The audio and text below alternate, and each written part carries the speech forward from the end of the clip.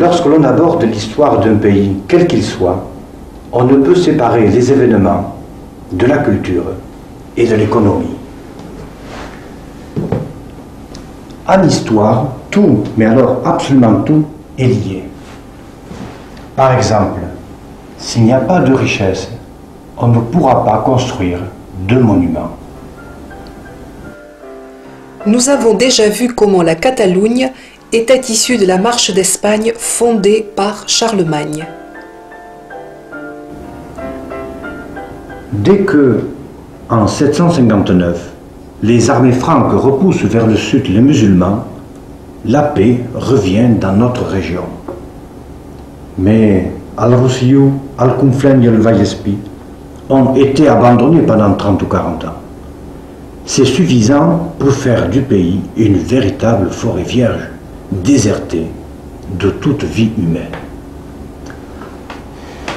Alors il faut bâtir un monde nouveau. Et ce monde nouveau va naître autour des abbayes, fondées la plupart du temps par des moines bénédictins. Alors, observons une carte avec les principales abbayes fondées au IXe et au Xe siècle.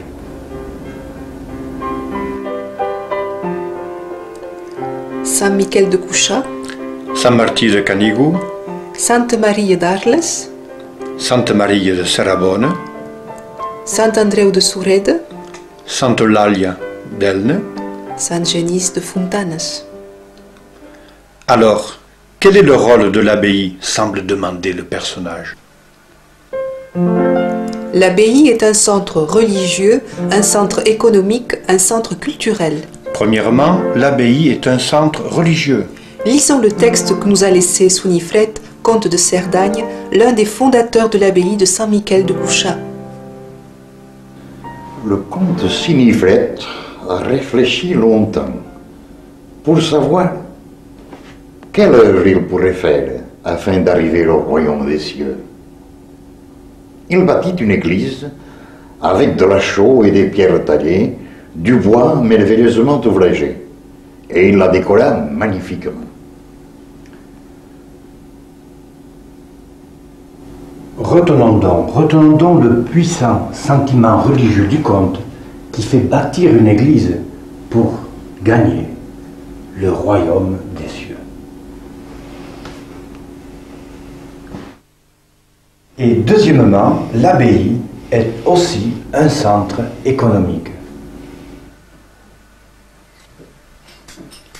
À San Miquel de Cuxa, en même temps que s'élèvent les bâtiments, une cinquantaine de moines et une vingtaine de serviteurs commencent à défricher les terres, À élever des animaux, à creuser des canaux.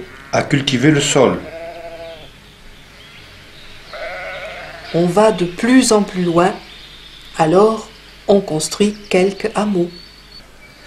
C'est l'abbaye qui apporte également toute l'organisation sociale des communautés villageoises. Bref, on commence à produire.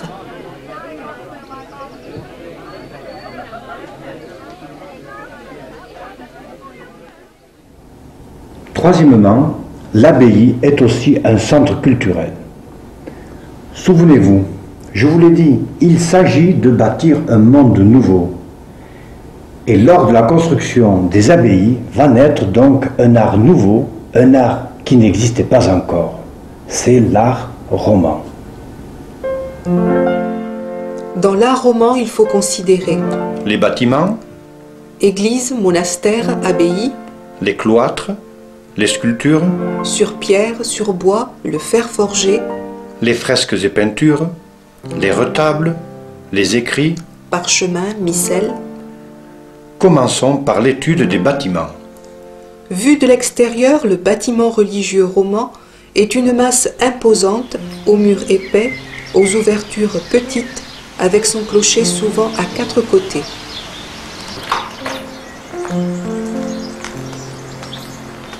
Ici, Sant Miquel de Cuxa.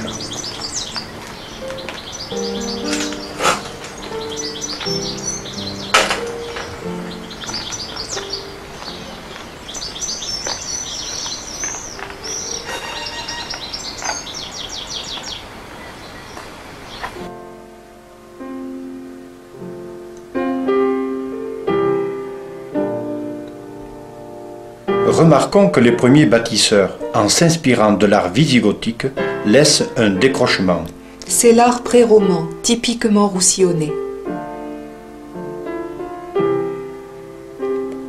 Un peu plus tard, les bâtisseurs adoptent un tracé plus pur. Voyez l'arrondi des cintres, de la voûte, des fenêtres, des portails. C'est l'art roman qui s'est répandu de la Lombardie, Italie du Nord, à Catalogne. C'est l'art roman qui s'est épanoui dans le Rosselló à la Cerdagne. Pour bien comprendre ce qu'on entend par art roman, il faut pénétrer dans la chapelle de San Martí de Fenouillard, dont le chœur date de l'an 820. L'art roman roussillonnais, c'est l'adoption méthodique de la voûte en galets de rivière ou en pierre taillée. Les murs sont lisses, sans pierre sculptée. À l'époque, Elne est le siège de l'évêché. La cathédrale Sant'Eulalia date du XIe siècle.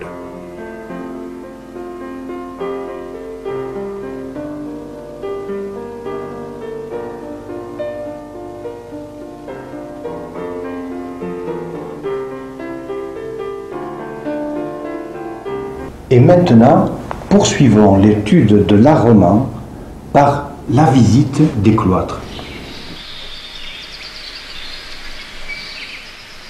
Le cloître, ici celui d'Elne, est un lieu destiné à la promenade, à la prière, à la méditation, à l'abri du monde extérieur.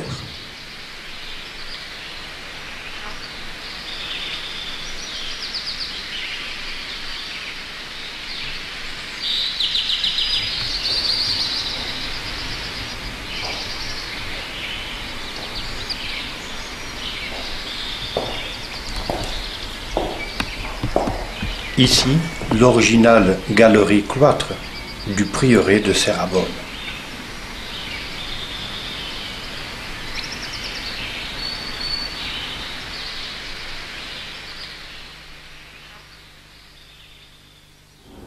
Et maintenant, continuons l'étude de l'art roman par les sculptures. Car chaque sculpture est un message. Alors, regardez et écoutez attentivement.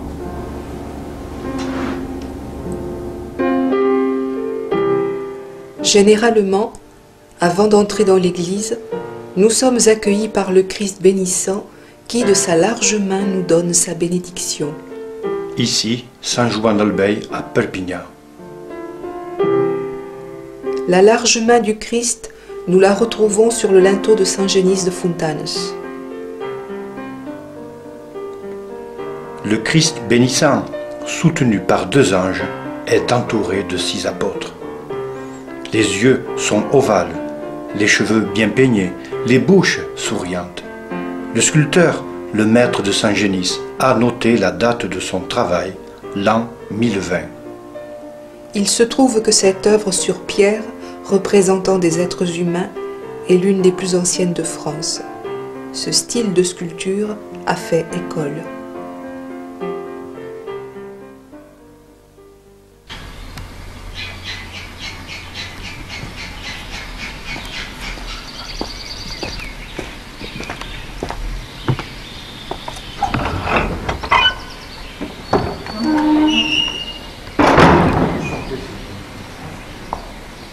Parfois, la sculpture atteint le vertige du génie. La tribune de Serrabonne en marbre rose.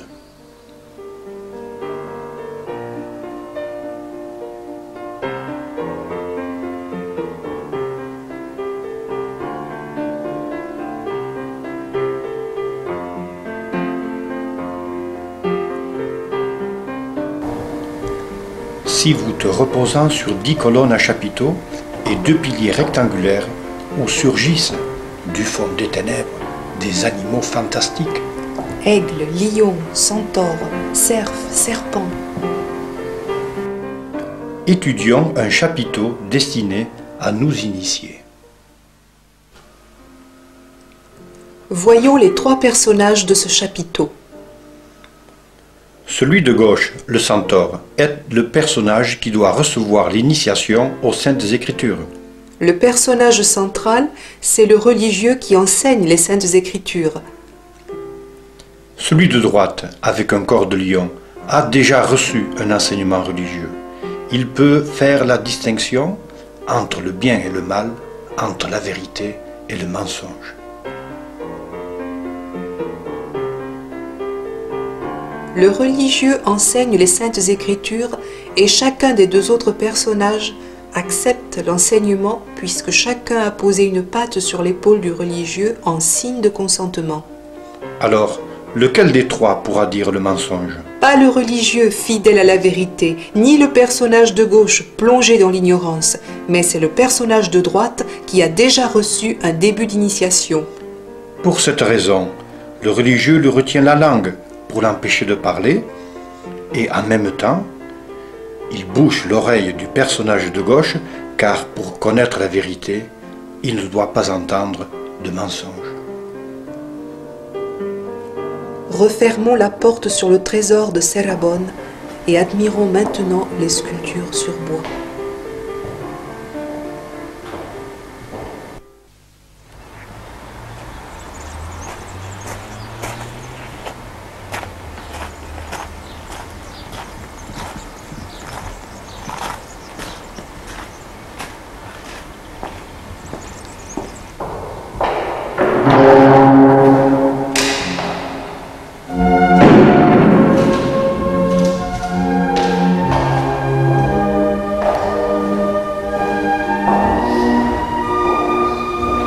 Admirable Christ d'Irvals en Cerdagne, Christ qui porte le nom de Majestat.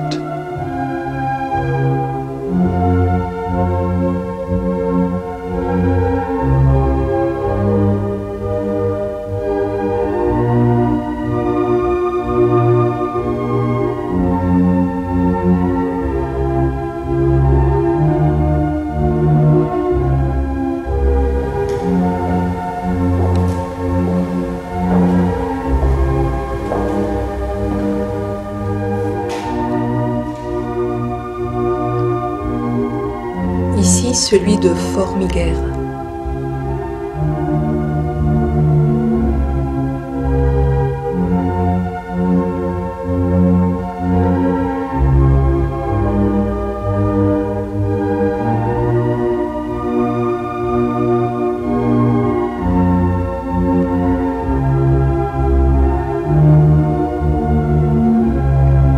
Et maintenant, l'église de Dore, qui abrite un trésor inestimable.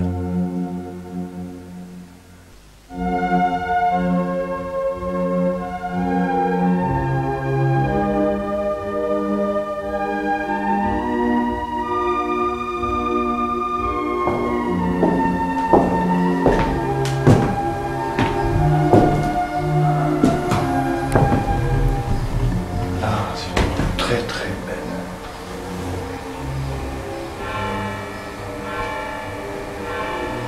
Vierge à l'enfant qui porte le nom de Mare de Deo.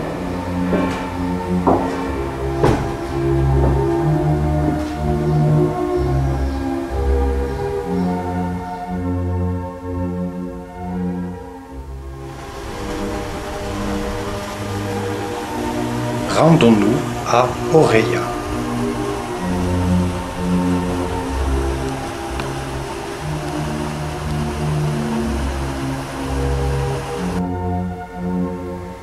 Ici la main du Christ bénissant.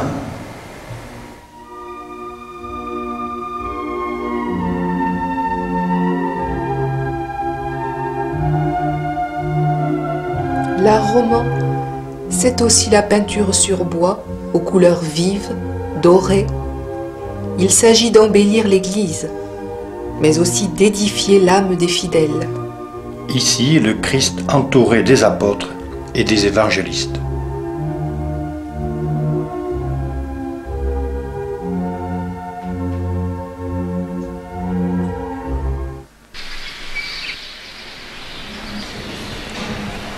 Les peintures sur les murs s'appellent des fresques. Nous allons découvrir celle de San Martí de Fenouillard. Regardez ici, là.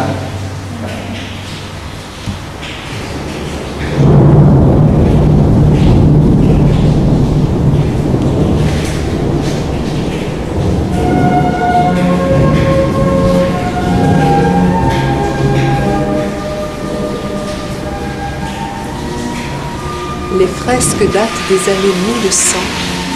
Ce sont des scènes de la Bible. L'artiste maîtrise son art. Le style est vigoureux. Les couleurs rouge et ocre sont franches. C'est le style typiquement catalan.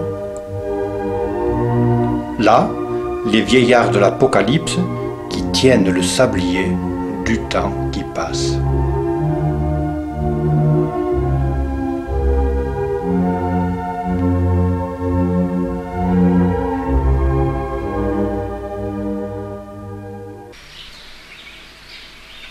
Et maintenant, parlons du fer forgé. Par exemple, l'église La Santa Trinitat. Dans le fer forgé, le fidèle reconnaît tous les symboles du Moyen-Âge. Tout homme a le choix.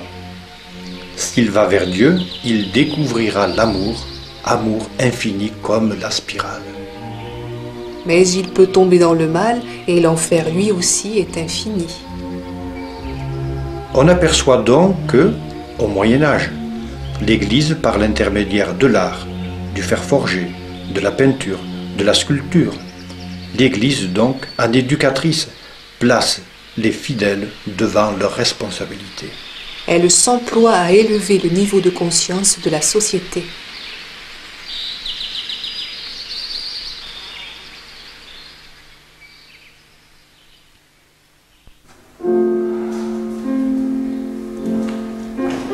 Enfin, pour conclure, il convient de citer les écrits sur parchemin avec leurs enluminures et leurs miniatures.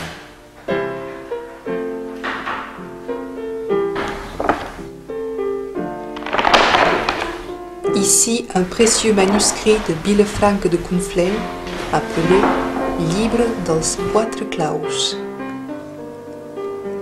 Ce sont les privilèges accordés à la ville et à ses habitants, recopiés ici en 1325 par les consuls de Villefranche.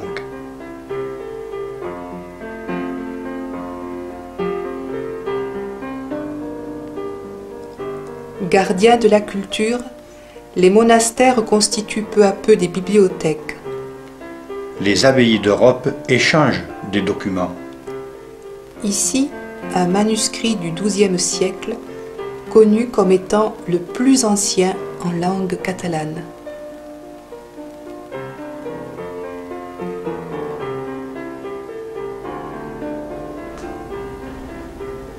Ainsi, nous avons fait le tour de l'art roman et nous avons vu de quelle façon il s'était particulièrement développé chez nous, dans notre région.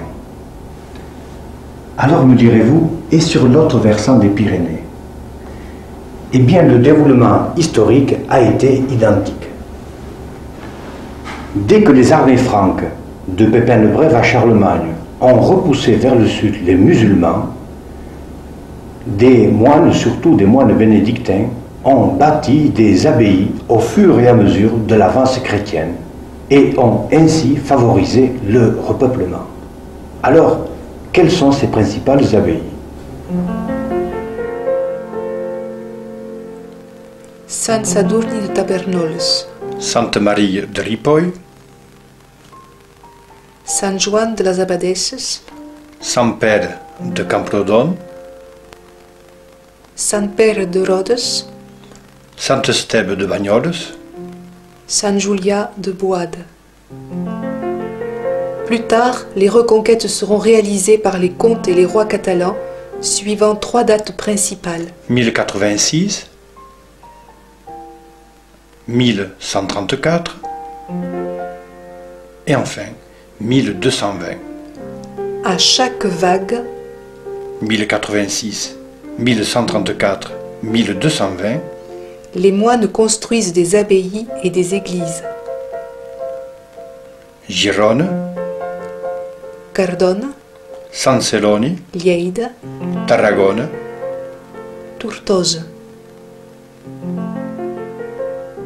En conclusion, s'il ne faut retenir que 2 abbayes sur l'ensemble particulièrement dense des constructions romanes, je vous demande d'inscrire dans votre mémoire le nom de 2 abbayes, Saint-Michel de Cuchat et Sainte-Marie de Ripoll. Ces 2 abbayes sœurs ont participé à la formation du pays catalan. Elles faisaient partie des abbayes les plus savantes d'Europe. Et Saint-Michel de Cuchat doit sa grande réputation à 2 hommes. D'abord, l'abbé Garin au Xe siècle et ensuite l'abbé Oudib au XIe siècle. Enfin, notre région a largement contribué à la formation de ce monde nouveau qui venait de naître en Europe et qui faisait suite aux invasions.